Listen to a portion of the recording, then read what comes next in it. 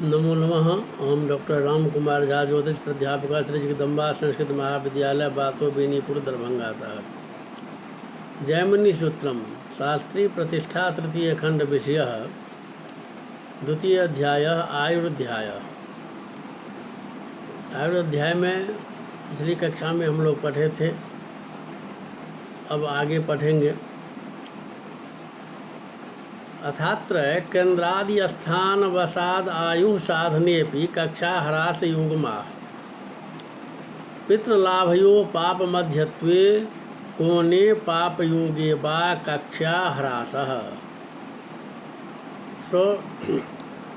स्वस्मिन् नप्येवं तस्मिन् पापे नीचे अतुंगे अशुभ संयुक्ते च अन्यदन्यथा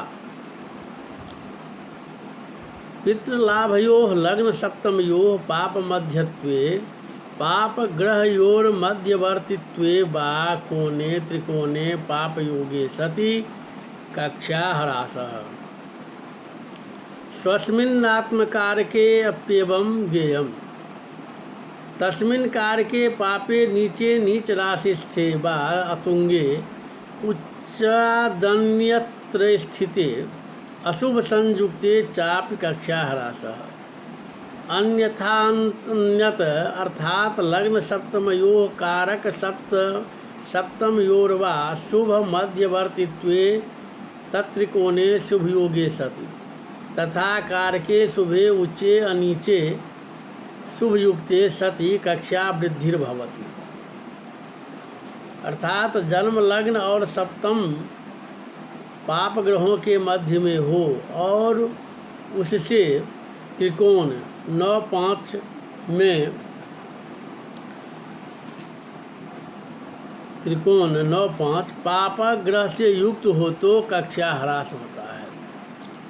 आत्मकारक से भी इसी प्रकार विचार करना चाहिए। अर्थात आत्मकारक और उससे सप्तम स्थान पाप ग्रहों के मध्य में हो तो उससे त्रिकोण राशि पाप से युक्त हो तो तब भी कक्षा ह्रास हो समझना चाहिए। तथा कारक स्वयं पाप होकर नीच में हो अथवा उच्च से भिन्न स्थान में पापाग्रह से युक्त हो तब भी कक्षा ह्रास होता है। इससे अन्यथा में अर्थात लग्न से सप्तम व कारक के सप्तम शुभ ग्रहों के मध्य में हो या उससे त्रिकोण शुभ ग्रहों से युक्त हो व कारक स्वयं शुभ और उच्च में व नीच में अतिरिक्त स्थान में शुभ ग्रह से युक्त हो तो कक्षा को वृद्धि होती है। गुरौ बृहस्पतौ चैव मुक्तयुक्त्या कक्षा ह्रासस् वृद्धित्वं विचार्यम्। बृहस्पति से भी इसी प्रकार कक्षा का ह्रास या कक्षा की वृद्धि समझना चाहिए। अर्थात बृहस्पति पाप ग्रह के मध्य में हो वा उनसे त्रिकोण में पाप हो वा नीच में हो या उच्च से भिन्न स्थान में पाप से युक्त हो तो कक्षा का ह्रास अथवा तथा शुभ के बीच में हो या बृहस्पति से त्रिकोण में शुभ हो या नीच से भिन्न स्थान में शुभ से युक्त हो तो कक्षा की वृद्धि होती है। अत कक्षा वृद्धि ह्रास प्रसंगे विशेष माह पूर्णेन्दु शुक्रयोरेक राशि वृद्धि शनौ विपरीतम। अर्थात उक्त शुभ योग प्रसंगे पूर्णेन्दु शुक्रयोर योगे सति एक राशि वृद्धिरेव न तु कक्षा वृद्धि। अर्थात अन्य शुभ योगे कक्षा वृद्धि रीति विशेष एवं शनौ विपरीतम एक राशि ह्रास। अर्थात पाप योगात कक्षा ह्रास प्रसंगे शनि योगे एक राशि ह्रास न तु कक्षा ह्रास इति। अतोन्य शुभ योगे पूर्णेन्दु शुक्र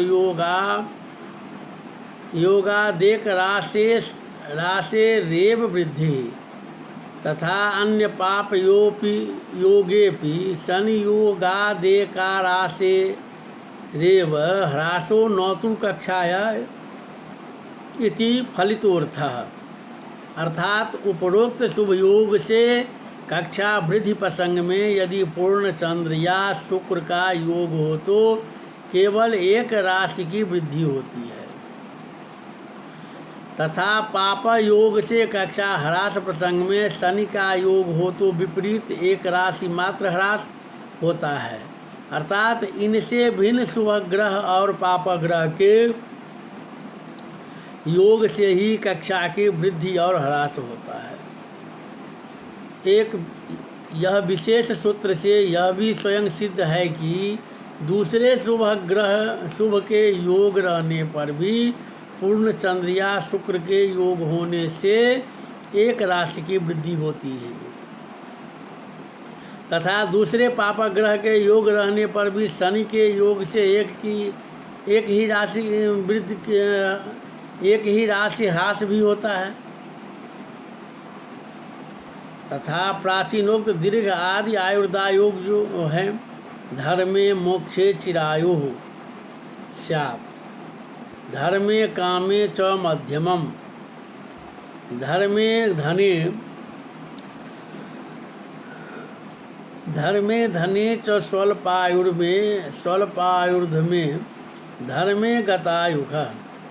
अर्थात लग्नेश अष्टमेश आदि द्वारा चर राशिवश से जिस प्रकार दीर्घ आदि आयु निर्णय किया गया है, उसी प्रकार लग्नेश अष्टमेश यदि योग कारक दो ग्रहों के में एक यदि लग्न से 11वें में दूसरा 5वें में हो तो दीर्घायु, एक 11 में दूसरा 3 में हो तो मध्यायु, तथा एक 11 में दूसरा 9 में हो तो अल्पायु, तथा 11 में दूसरा और भी 11 में हो तो अनायु समझना चाहिए।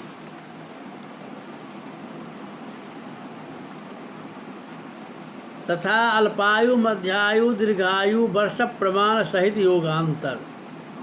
लग्न लग्नेश तद्राशि नाथ भानाम त्रिकोणगे अल्प मध्य चिरायुष रूप वर्ष प्रमाणतः उक्त अष्टमेश आदि योग कारक यदि लग्न के त्रिकोण में हो तो अल्पायु, लग्नेश से त्रिकोण में हो तो मध्यायु, लग्ने शासित राशि में के स्वामी से त्रिकोण 1, 5, 9 में हो तो दीर्घायु योग होता है। इन योगों में भी क्रम से प्रथम स्थान में 12 वर्ष, पंचम स्थान में 24 वर्ष, नवम में निर्णय कारक ग्रह हो तो 36 वर्ष अल्पायु, तथा इसी प्रकार 12 वर्ष वृद्धि से मध्यायु और दीर्घायु समझना चाहिए। स्पष्टार्थ के लिए निर्णय कारक स्थान और वर्ष प्रमाण का चक्र दिए हैं। इस चक्र से विशेष जानकारी प्राप्त हो जाएगी। अथ पूर्वोक्तायुर्योगापवादत्वेन निधन योगमाह।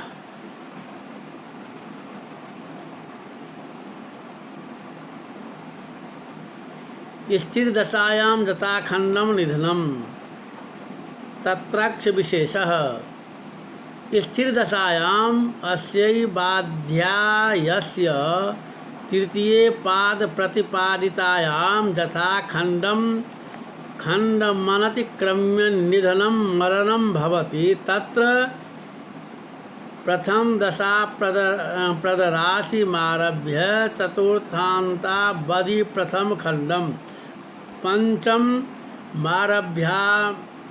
मारभ्याष्ट मान्तावधि द्वितीय खंडम, नवमारभ्य द्वादशान्तावधि तृतीय खंडम, तत्राल्पायुश्चेत प्रथम खंडे, मध्यायुश्चेत द्वितीय खंडे, दीर्घायुश्चेत तृतीय खंडे निधनमित्यर्थः। तत्र यथा खंड निधनेपि ऋक्ष विशेषः राशि विशेषो निधन कारको भवति। अर्थात खंडानुसार स्थिर दशा में मरण होता है। अर्थात तृतीय पादोक्त स्थिर दशा में प्रथम दशा प्रद राशि आरंभ कर चतुर्थ पर्यंत प्रथम खंड, पंचम से अष्टम पर्यंत द्वितीय खंड, नवम से द्वादश पर्यंत तृतीय खंड है। यदि अल्पायु हो तो प्रथम खंड में, मध्यायु हो तो द्वितीय खंड में और दीर्घायु हो तो तृतीय खंड में निधन मन मरण होता है। उन खंडों में भी राशि विशेष मरण कारक होते हैं।